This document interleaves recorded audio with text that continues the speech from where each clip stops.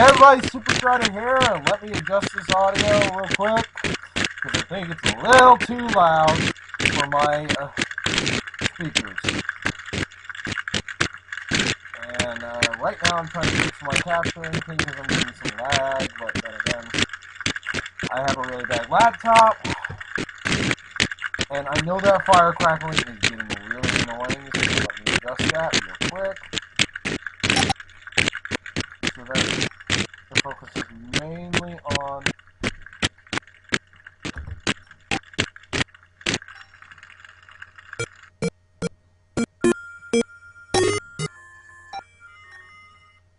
there we go. So what this is actually, this is a video that's actually intended for my professor for my independent study, in which I'm creating a game in Zelda, using the Zelda Classic engine that's heavily puzzle based. Yes, there is regular gameplay elements right now. Or like, yes, there is fighting and stuff like that, and I'm getting a little lag because recording takes up so much resources. And I'm probably in the later videos, I'm gonna adjust this so that it's in a smaller window size. So anyway, even though this is intended for my professor, I'm not hiding this from everyone else. Anyone else can watch this and give me ideas for basically for the rest of the dungeons, and this is only just to show that what I've got done so far, which is up through the tutorial dungeon. So let's get started. And yes, before you make fun of me for my really dry humor in this with this character right here, keep in mind that the character makes really bad jokes on purpose, so don't bother flaming me, because you'll just be or start trolling because you'll just make me laugh because I'll find that funny. Anyway, we gotta focus, get back on track. Oh, hello, didn't know you came in. Haven't you heard him knocking? Anyway, welcome to Puzzle Quest, an independent study for the author's master degree, which is me, Super Strider. However, I doubt that you, the player, have any interest in that little piece of trivia. But instead, you wish to get started, yes? Rather impatient, aren't you? Not even as curious as to why you woke up here with nothing? We all have to start from somewhere, don't we? Where's the fun in having everything at the beginning of the game? You have to work for it. Anyway, I'm known as the Professor, and I should probably fix that space right there. And it's my job to get you used to the interface of this game, and to show you what is in store for you as you progress. Also note that my health and energy gauges, I'm still working out the bugs with them. I don't know how to get them to display properly yet, and I'm probably going to ask one of my friends online. For those of you who actually follow me, if you've ever followed this guy on YouTube by the name of Mindless Puppets, the group that he is a part of, or that he hosts, is titled Twisted Sin, and my friend is in that group by the name of Seth. I know him in real life, and he's the one who knows how to make all this stuff work if I get stuck. He's going to be my tester, as in looking at the program and stuff to make sure everything works properly. And if I get stuck, he's going to tell me what's wrong, and then I have to fix it. This information is mainly for my professor, and I don't think the rest of you guys care. No, I don't care what your name is. Your only role is to be the avatar of the person that is on the other side of the monitor, manning the keyboard. I am using. Before I say this, the most common interface with Zelda Classic is you're using a keyboard. But it does have joypad support, and I'm actually using a controller for this. That individual gave you one, didn't he? For those of you who don't know, that's actually grammatically correct for indicating he or she in a single word. So go with that one. And fun fact, the little guy that you actually play as is based on my actual persona online. What monitor, you ask? Don't worry about that. The important thing is to get you started with the game. You already know how to move, right? You got here just fine. Take this key and use it to unlock the chain link fence north of here and head into the large warehouse so we begin the tutorial. I'll meet you there. Good luck. You'll need it. It's also using the original Legend of Zelda sound effects as of right now. I have not replaced these yet. I'm going to, probably sometime tomorrow. But, or as of the time of this recording, probably tomorrow, because I'm recording this on Saturday the 25th of January. But they will be removed, and I noticed a graphical bug right there. Those awnings right there, it's not supposed to have that red border. They're supposed to be all green. I'll have to fix that later.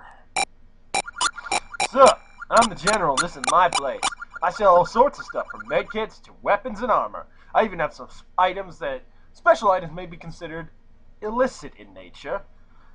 Whatever you want, guy, I got it, but I don't sell anything here, and I ain't ready yet either. Find one of my actual shops later, and I'll help hook you up. Peace! Fun fact, this guy is actually based on my friend from this college. Who goes, and if you've watched my previous videos, you know him as the General. He isn't identified him or introduced himself as my token black guy on the show. And here we go for the tutorial, which is actually the first dungeon. And I still need to figure out how to get the character to actually walk correctly. This is Area 1. And this dungeon layout is using the NES Zelda type dungeon layout generator thing. I plan on using freeform dungeons for the later ones, as well as the secret dungeons, but for the sake of this tutorial, I kept it simple. Ah, there you are. Took you long enough for you to get here. Did you get lost? Well, anyway, I need to inform you with the basics. Where you are right, I noticed another glitch, or a bug. Where you're right, it should say the word now, is but one of the 8 so-called dungeons that you will eventually have to explore. You are on a quest, after all. Since you obviously know how to move, we can skip that part. But I bet you're curious as to what the black bar at the top of the screen with all the pretty pictures is, Well, that, my simple-minded friend, is the status bar. It shows your current health, energy, current equipment, which is nothing at the moment. You press start, you can see your inventory. But let's not get ahead of ourselves. The first thing that you do know is that your health gauge is the most vital part of the status bar, which I'm still working on to get it displayed properly. It measures your overall stamina and is depleted when you take damage. If it runs out, you die, obviously, and you'll have to start the area over. You do not lose your overall progress, however. Your health can be restored by picking up health spheres like the one here. These restore 1 segment of your health gauge, while the moving ones restore 3 segments. If you can get a med kit, you can use it to fully restore your health gauge. You can buy those from the General. Now, please pick up this health sphere so I don't have to repeat myself the next time you come in here, and meet me in the next room. And I'm getting some frame drops. Next, I'll tell you what your energy gauge is for. And I don't know why the sound effect cuts off, but I actually like that because the noise is distracting. When you have energy, you can use special items that consume said energy. Without it, these items do nothing. Right now, you don't have any items at all. But it would be best to fill up your energy now, since the gauge will come into play later in this tutorial. You can refill it by picking up energy drinks like these. Simple ones will restore a segment. Will only restore a segment, while the 3-pack here will fill it up completely. Now pick this up and head into the next room.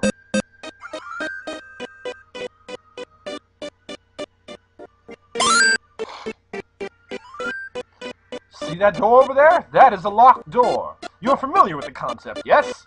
The fence gate was locked as well, so obvious that you need a key. But an ordinary key won't work.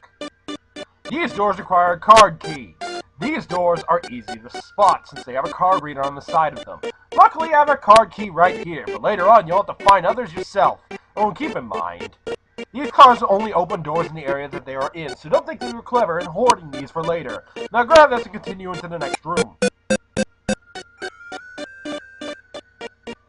And we got our locked door. Now I need to familiarize yourself with the aspects of basic combat and special items at the same time. There are a few jellies in the next room, which can be easily dispatched with this, the steel boomerang. Once picked up, it will automatically be equipped, and you can throw it by pressing the B button. This counts as a special item and can be swapped out on the inventory screen. However, there's no point in explaining that point at the moment, since you have nothing else. Now, I should probably rewrite that sentence. Now go in the next room and wipe out the enemies to open the door there.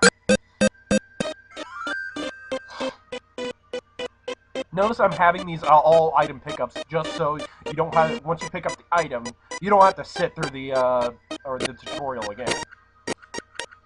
And this actually is using the magic boomerang code, because I'm starting you off with the magic boomerang item.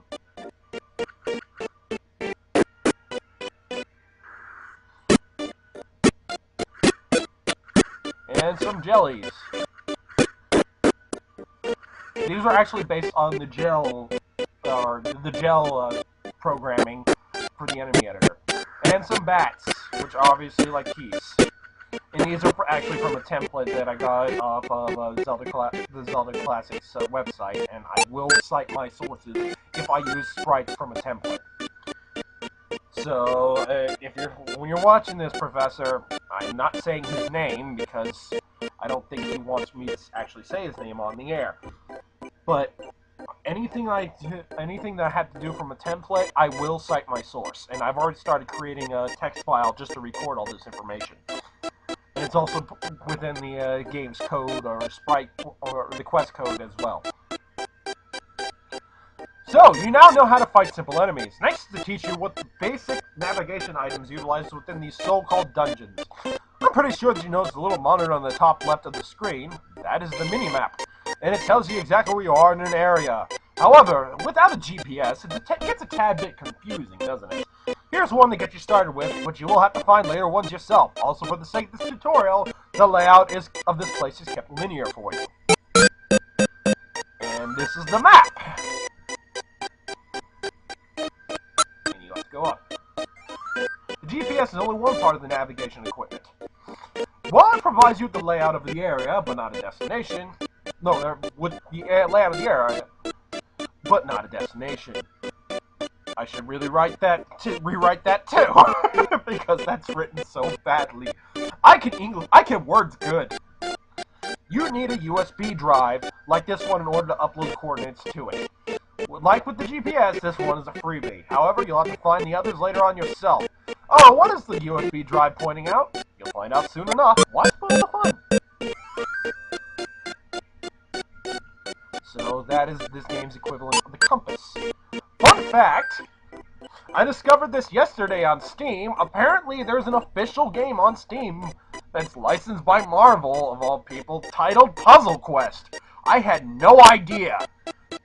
I had no idea when I created this quest, or when I started this project, that even existed. So I may have to change the quest title, but whatever. I'm just saying that I actually like the title Puzzle Quest because it's a throwback to all the old Sierra games back in the 1980s, like Space Quest, Police Quest, King's Quest, and all that stuff. And it's got a nice retro feel.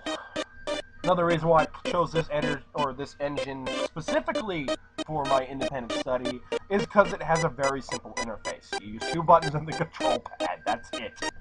So I don't want to bar my viewers, or certain viewers, from playing this by using complicated stuff. Simpler is always better. And now back to the show. And now we approach the main attraction, the puzzles! Of course there are puzzles in Puzzle Quest. Come on, laugh. That joke was funny and you know it. Yeah, he really does bad jokes. Well, I'm only going to help you with one type of puzzle only. You have to use your intellect for the others. This one is simple. See those devices on the left? Those are power cells. And they need to be pushed into the receptacle that you see on the right. Fun fact, also, these power cells were from a site titled, I can't think of the name at the moment. I'll look it up later and I'll cite it in the actual description. But it's open source game art. And this was actually for a puzzle, or more a puzzle type game where you actually slide these around and stuff. But since it's open source, they're free for anyone to use, which is actually a really nice thing and helps it. And I had to modify them somewhat, so they're actually animated. They're not animated in the original graphics. And then mine looks slightly different also, because the original ones do not flash, nor do they have the thing in the center. On the right. These can only be pushed in the directions indicated by the red R around the cell, except for the ones that are in the center, the one on the bottom left. Those kind of can be pushed in any direction! Keep in mind, however, that dead cells, like the one on the bottom right, cannot be moved at all. Now, it's not as simple as just shoving a power cell into a separacle, mind you. You will also have crates out of the ways of the cells. Move crates out of the ways of the cells. But these crates can only be moved once. Also, you can't move anything if there are enemies in the room, so you have to take them out first.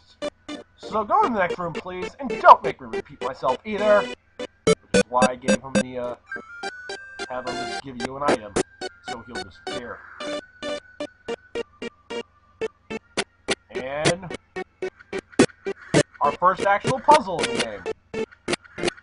For those of you who actually do know the engine of Zelda Classic, you'll probably recognize this as the standard block puzzle, where you have to push a block into place. And I've seen my friend Seth, honestly, when he was back in the day when he was doing the quests like this, I honestly believed he had a fetish for this, because some of the puzzles that he would create would make you tear your hair out. I know this for a fact. And I am building a quest specifically that requires a lot of lateral thinking. So a lot of quest building, so a lot of puzzles, obviously. And I will be replacing these sound effects later, as I pointed out before. And I'm probably also going to alter the death sprites for when an enemy is defeated, too. Because right now, those are just placeholders. This will, as you can see, this is also a rather simple one. I have to, because it's the tutorial, I have to make it simple and easy.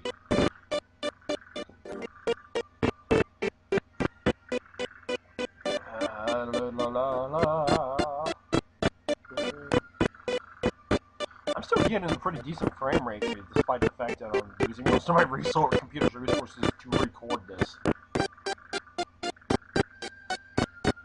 And I got my PS3 on in the background because I'm actually in the middle of playing Dead Space 2 on it. But I'm pausing it so I can actually record this. So you made it this far. You're a bit brighter than I originally gave you credit for. That's good. Anyway, in the next room are some guys that can't be put down with that boomerang I gave you. You'll need a real weapon. Fortunately for you, I got this pocket knife!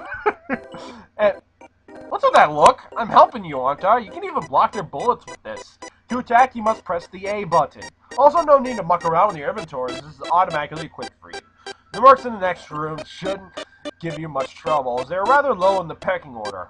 Also, keep in mind that clearing out a room may reward you with a secret item as well. So get going already! And I think there's a glitch to this item too. Yeah, as you can see, the actual handle when you slash with it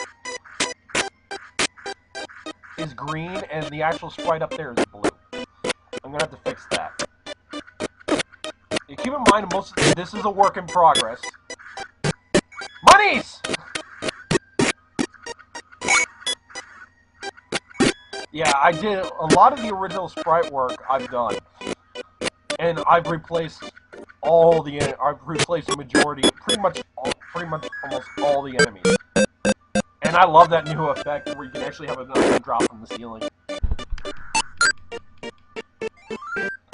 Huh, so you made it to that room as well. Not bad. Now I'll teach you another mechanic that you'll have to familiarize yourself with. See these devices?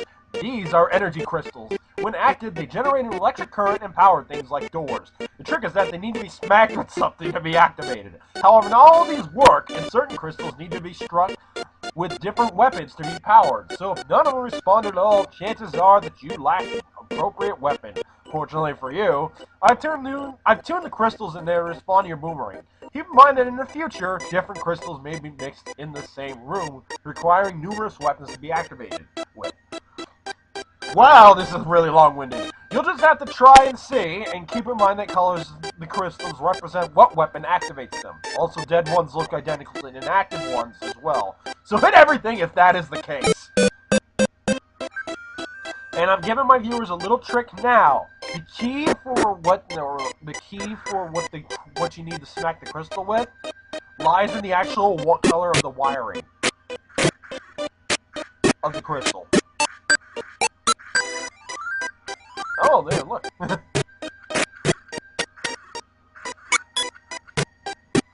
My knees. Okay, now let's see if this works. Ooh, that's a glitch. I'm gonna have to fix this. That's a bug. So I'm gonna have to fix that. As well as I gotta set up that room so you can only power them. You have to hit all four instead of all four activating. That's another thing you're gonna have to fix. You've probably been picking these up from the mercs you've been fighting. It's money! Do I need to explain the concept to you? You use it to buy things, but you can only carry so much without a debit card anyway. Be on the lookout for those to increase the maximum amounts that you can carry. Now keep going, you're already over halfway done with this area. So I noticed another thing I have to fix, or I noticed the one thing I have to. I'm gonna refer back to this video to determine what I need to fix. But basically, I played through this morning, and I had to make some modifications there. But the actual layout of the dungeon itself works.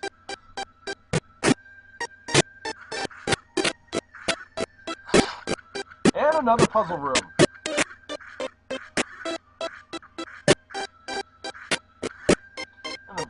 Frame lag is having me messing with it. And also, yes, there are some custom enemies I have built in this engine that I have done, and I'll point them out when I get to it, because one does make an appearance. Also, if anyone can actually guess where this puzzle right here is from, you're awesome. Because this puzzle right here is a reference to something. Or this block puzzle in particular is a reference to something. And I'll actually do it in the way you're supposed to solve it in the game. Because because you should be able to walk around certain sides. This just makes this one a bit easier.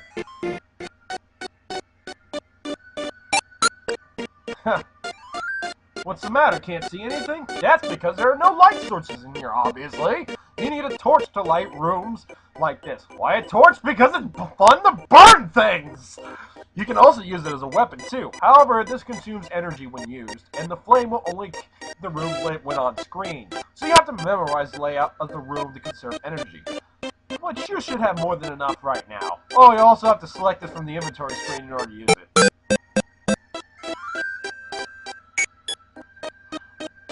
And this is basically the equivalent of the red candle. And I've also disabled, I've also set the rule as the room only stays lit when there's fire on the screen.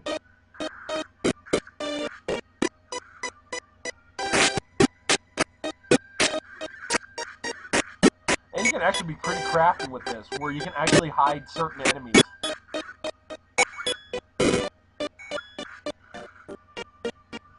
In the darkness of the room, if they match the same palette or palette of the actual dungeon.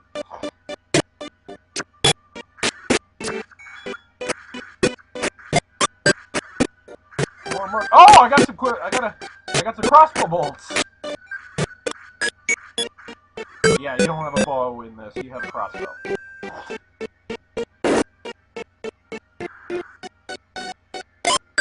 Why? Because I can. You're nearing the end, but to continue on, you'll need this. This is a special card key, intended to unlock a door that leads to the boss of the area. For this tutorial, I will be your opponent. Now take it and open the golden door with the same symbol on the card. The boss here is actually a custom boss that I had to actually make. Using the enemy editor, which is actually a really nice tool that they have in it. That they have in Zelda Classic now.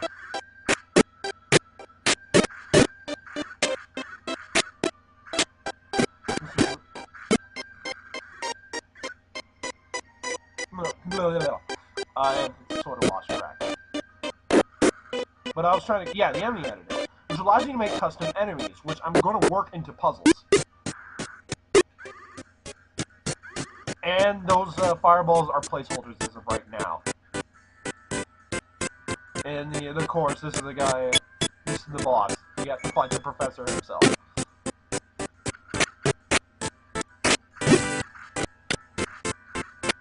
And if you're wondering, all this music that I'm using in this quest is from the 2003 version of RPG Maker, which is now considered, I think, open source, because they're pushing for BX and all the other later versions now. And I had to modify him, or the boss right here, because when I did this morning, he was too easy. I had to make him a little bit tougher. You were victorious. Whenever you defeat a boss of an area, you're rewarded with this, a soul heart. This is used to extend your maximum health by one segment. There are 15 of these in existence, including this one. 8 of them are located in areas you must explore. The other 7 are hidden well and require intense lateral thinking to find. But your true objective lies ahead. You are wondering what your GPS is pointing you to, correct? The answer is the soul gem, or rather a fragment of it. Anyway, it is a jewel with demonic powers, sought by many with malintentions. I do believe that there is someone you should know who is seeking it. A man who looks like you, but has an aura about him that makes me shudder. He probably isn't the reason why he woke up in the slums in the first place. I assume you wish to pursue him? I won't stop you. Just make sure that he doesn't get his hands on the completed soul gem. Also noticed an increase in mercenary activity around here, led by a group referring to themselves as Maggots. Be wary of them too. Now go, I've nothing more to teach you. It is clear that you are not deterred, and if you use your wits, you will succeed. Remember, you must use your brain, not your broad. And the point of this game is to use your brain. And we have the so-called Triforce room.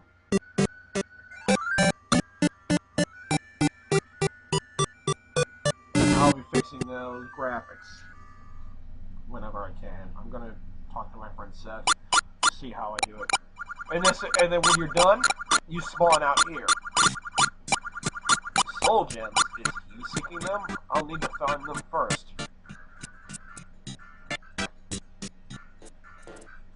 And as you can see, here's the end of our video. So,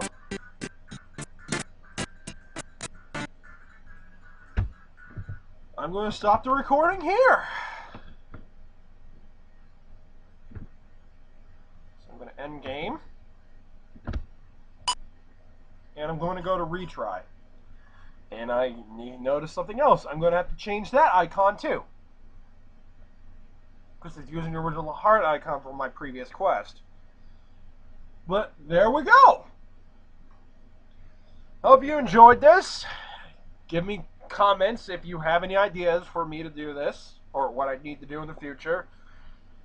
Please try to avoid flaming, like saying, "Yeah, you suck at this," or whatnot, and all that stuff. I'm like, keep in mind, I'm learning how to do this myself, and this is basically what I figure out how to do so far. This is a work in progress. I expect constructive criticism, please, from my viewers. And if anybody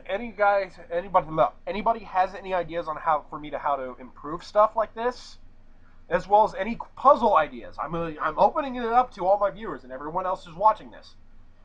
Send me a message. Follow me on Twitter. Do whatever. Look at my DeviantArt. I don't care. Just give me a message, and I'll try to get back to you. And I'm planning on doing at least a dungeon once every 2 weeks minimum. At least one of the main storyline dungeons.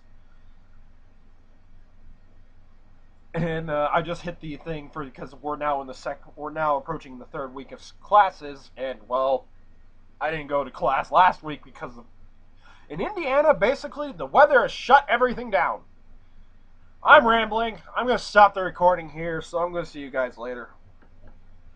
And I almost said his name. Professor, be sure to respond to me on what you think of this, too.